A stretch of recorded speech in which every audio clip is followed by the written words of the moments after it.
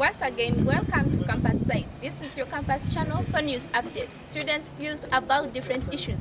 If this is your first time, you should like, you should share, you should subscribe and comment so that I can also get your view. I'm your host, Renette Atwine, and today is Women's Day. I congratulate every lady out there for reaching out on this day. It's not a simple thing. Some are being engaged in some other issues and they cannot really celebrate it. In Uganda, women are being empowered in many things. When we talk about women in media, when we talk about women in power, you see this 1.5 which is added to every girl. It's really becoming too much over and over and over again. So today we are at Makerere University once again and we're going to share with different students about this issue. Don't you think that women empowerment is being too much in Uganda? Why is it that the many side is really ignored? Is it fair? Don't switch off. Get you. Especially in my home village, children, especially ladies, really are not supported so much. In that parents still look at boys to take over in everything. Yeah, so really the things of supporting ladies too much, giving them 1.5 at university, yeah, it's really cool because it energizes them, it encourages them like the more also to reach that level, yeah, like boys. Because I personally, I really think that girls or ladies should be more supported still. In another way, that ladies, we have issues. Yeah, it's not really easy to hold on. Like our reasoning sometimes it's not the same as boys. Like boys are not troubled like ladies. Yeah, so it's really pretty cool to be supported the more. Then also on boys' side, like okay, they should also be supported, but I could say that yeah, we are all human beings and we are all born, but really still a girl's child should be supported more than a boy child. Thank you so much. Rebecca Atwine is my name, talking about girls should be empowered. Yes, girls should be empowered. We need to be empowered, we as girls. According to me, as we go back to the village, most of the girls are not in school. Girls drop out of school each and every other time. Girls are getting married at a young age. Reason is one, some of them don't have scholastic materials, they don't have personal materials to use. Most of those girls don't have sanitary pads. We had a program, a view from the president, who was going to give girls sanitary pads, but I don't think those pads were given to them. So we as girls, we need to be empowered, mostly back in our villages. Girls need to be empowered and go back. Starting with myself, right? Ambassador Hajat Tegulwa Nagiba Hassan. Ambassador not political, I'm a peace ambassador. I'm a teacher by profession and I taught for 8 years in primary school at Aga Khan Education Service, though I'm a secondary teacher.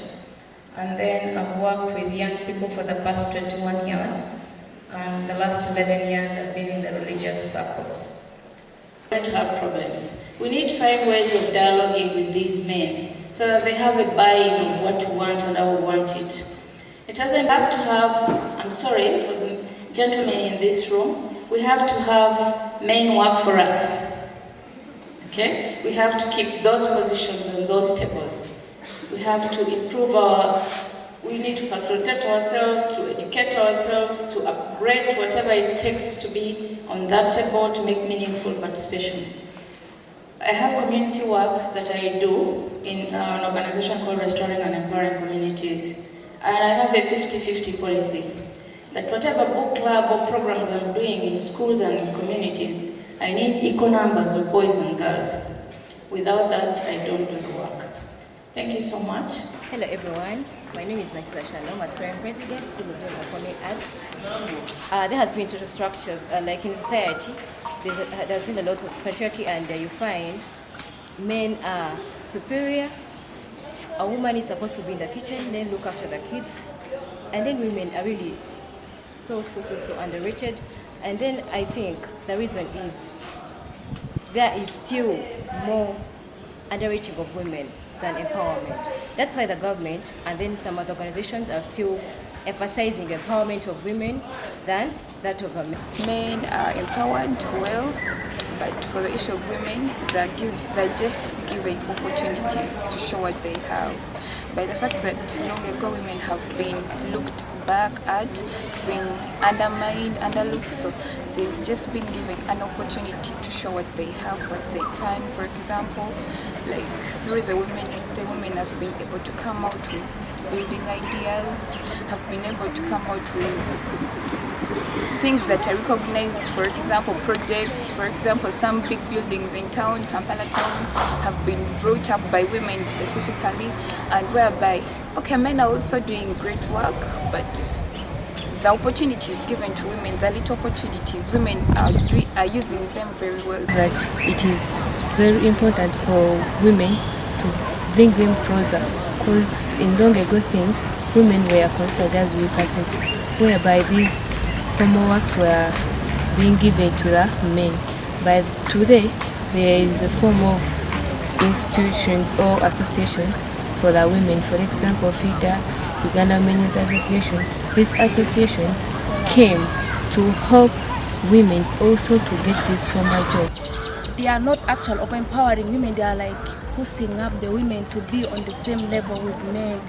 And when we see in the villages, mostly you see that women are the most disadvantaged in many aspects like school and leadership, many other things. So I would say that it's just like giving women more chance, like to be equal to men. Ebiseera ebisinga biki nibafuna ebizibu bingi, ebiseera ebisinga biki nibafuna ebizibu omu kushoma, oshanga hine ebyabateganisa nkyokere nibabaasa kubongeramu ebintu ebimwe, babahereza ennaku nk'ezo z'abakyala to celebrate okusinziira kubanga nawe kimanyi omuziire weena nayina okukola ki okubeera n'ennaku ze kubanga bayita mu bizibu.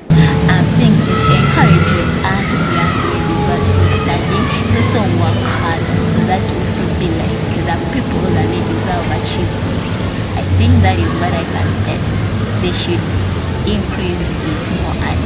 Nobody should lie to you that the first years of marriage are good. The first years of marriage, the first one can be good. The second, that's when the divorces are there. Second, third, and I'm speaking from experience. It is terrible, but simply because they nurture us and they don't nurture them. They don't nurture you young men. So you grow up with the patriarchy and everything. That is you. You're supposed to have all those privileges. So I want to say that, I'll conclude by saying that religion is empowering us in many ways, but it is still also curtailing us in other ways that we need to look at critically and make value judgments that can empower us as women. And us, it is up to us to take that mantle and start by saying that certain things are interpreted. Now you see when the Pentecostals, they are already interpreting their own things. Ujingo is interpreting it, making the Bible, I didn't see it written somewhere, and already the men, all the polygamous men, all of them rushing to him. So if interpretation of all these doctrines is left to a certain few selected teams, then empowerment is going to be so hard for us. Thank you so much.